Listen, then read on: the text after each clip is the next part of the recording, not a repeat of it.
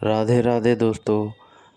महाभारत की कथाओं के सिलसिले को आगे बढ़ाते हुए आज हम एक कथा लेते हैं कि क्या अर्जुन की मौत हुई थी।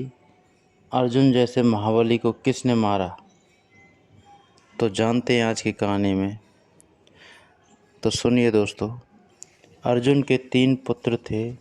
द्रौपदी से जन्मे अर्जुन के पुत्र का नाम श्रुतकर्मा था। द्रौपदी के अलावा अर्जुन की पत्नी सुभद्रा से जन्मे पुत्र का नाम अभिमन्यु, उलूपी से रावण, चित्रांगदा से बभ्रुवाहन नामक पुत्रों का जन्म हुआ। चित्रांगदा का बभ्रुवाहन महाभारत के युद्ध में लड़ा था। कहते हैं कि अपने ही पुत्र द्वारा अर्जुन मारे गए। यह कैसे हुआ, इसके पीछे की एक कथा है जिसे हम आपको सुनाते हैं। जब महाभारत का युद्ध समाप्त हो गया था तो वेद व्यास जी और श्री कृष्ण के कहने पर पांडवों ने अश्वमेध यज्ञ रखा। पांडवों ने शुभ मुहूर्त देखकर यज्ञ का शुभारंभ किया और अर्जुन को यज्ञ के घोड़े का रक्षक बनाकर छोड़ दिया। वह घोड़ा जहाँ भी जाता अर्जुन उसके पीछे जाते।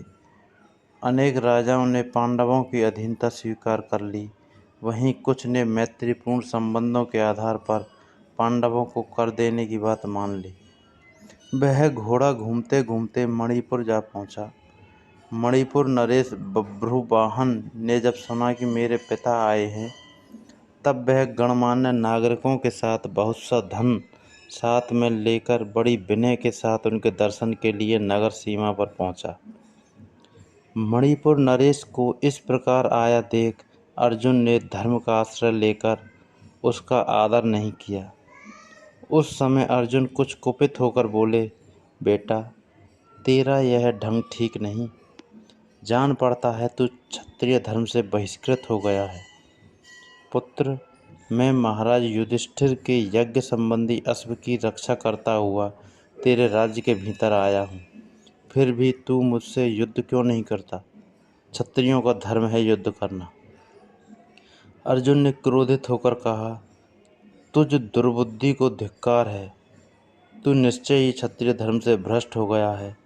तभी तो एक स्त्री की भांति तू यहाँ युद्ध के लिए आए हुए मुझे शांतिपूर्वक साथ लेने के लिए चेष्टा कर रहा है। इस तरह अर्जुन ने अपने पुत्र को बहुत खरी खोटी सुनाई। उस समय अर्जुन की पत्नी नागकन्या उलूपी भी उस वार्तालाप को सुन रही थी। तब उलूपी धर्म निपुण बभ्रुवाहन के पास जाकर यह सर्वसम्मत बात बोली, बेटा, तुम्हें विदित होना चाहिए कि मैं तुम्हारी विमाता नागकन्या उलूपी हूँ। तुम मेरी आज्ञा का पालन करो, इससे तुम्हें महान धर्म की प्राप्ति होगी। तुम्हारे पिता कुरुकुल के श्रेष्ठ वीर और युद्ध के मद में उन्मत्त रहने वाले हैं। अतः इनके साथ अवश्य युद्ध करो। ऐसा करने से ये तुम पर प्रसन्न होंगे, इसमें संशय नहीं है। यह सुनकर बभ्रुवाहन ने अपने पिता अर्जुन से युद्ध करने का निश्चय कर लिया। तब अर्जुन और बभ्रुवाहन के बीच घोर युद्ध हुआ। इस युद्ध में बभ्रुवाहन मूर्छित हो गए थे और अर्जुन मारे गए थे।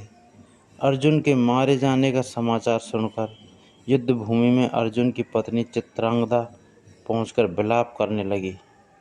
वह उलूपी से कहने लगी, तुम्हारी ही आज्ञा से मेरे पुत्र बभ्रुवाहन ने अपने पिता से युद्ध किया। चित्रांगदा ने रोते हुए उलूपी से कहा कि तुम धर्म की जानकार हो बहन, मैं तुमसे अर्जुन के प्राणों की भूख मांगती हूँ। चित्रांगदा ने उलूपी को कठोर और विनम्र दोनों ही तरह के वचन कहे। अंत में उसने कहा, तुम्ही ने मेरे बेटे और पति को लड़ाकर इनकी जान ली है। मेरा बेटा भले ही मारा जाए, लेकिन तुम अर्जुन को जीवित करो, अन्यथा मैं भी अपने प्राण त्याग दूंगी। तभी मूर्छित बभ्रुवाहन को होश आ गया और उसने देखा कि उसकी माँ अर्जुन के पास बैठकर विलाप कर रही है और विमाता उलूपी भी पास ही खड़ी है। बभ्रुवाहन अपने पिता अर्जुन के समक्ष बैठकर विलाप करने लगे और प्रण लिया कि मैं भी इस रणभूमि पर आमरण अनशन कर अपनी देह त्याग दूंगा। पुत्र और माँ के विलाप को देखकर सुनकर उलूपी का हृदय भी पसीज गया और उसने संजीवन मणिका का स्मरण किया। संजीवन मणिका दोस्तों वो होती है जिसके स्पर्श से नागों को जिंदा किया जाता है। तब उन्होंने बभ्रुवाहन से कहा, बेटा उठो, शोक मत करो। अर्जुन तुम्हारे द्वारा परास्त नहीं हुए हैं। ये मनुष्य मात्र के लिए अजेय है। लो, यह दिव्य मणि अपने स्पर्श से सदा मरे हुए सर्पों को जीवित किया करती थी। इसे अपने पिता की छाती पर रख दो। इसके स्पर्श होते ही वे जीवित हो जाएंगे। बभ्रुवाहन ने ऐसा ही किया। अर्जुन देर तक सोने के बाद जागे हुए मनुष्य की भांति जीवित हो उठे। फिर उन्होंने अश्वमेध यज्ञ का घोड़ा अर्जुन को लौटा दिया और अपनी माताओं चित्रांगदा और उलूपी के साथ युधिष्ठिर के अश्वमेध यज्ञ में शामिल हुए।